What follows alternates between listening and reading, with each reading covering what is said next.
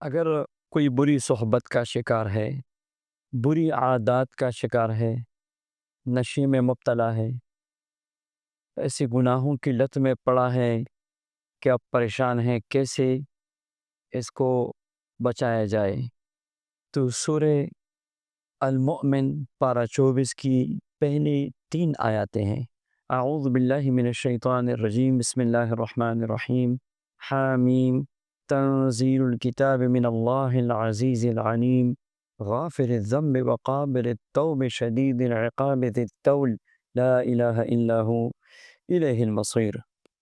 ان 3 آیاتوں کو روزانہ 7 مرتبہ پڑھ کے کوئی پانی پینے کی کوئی بھی چیز ہو کھانے پینے کی، اس کو روزانہ 1-2 دفعہ دم کر کے دیا کرے۔ چند دن میں انشاءاللہ ان سب گناہوں سے وہ توبہ طائب ہو جائے گا، اور اگر سامنے دم کرے تو اور بھی اس کا فائدہ ہوگا۔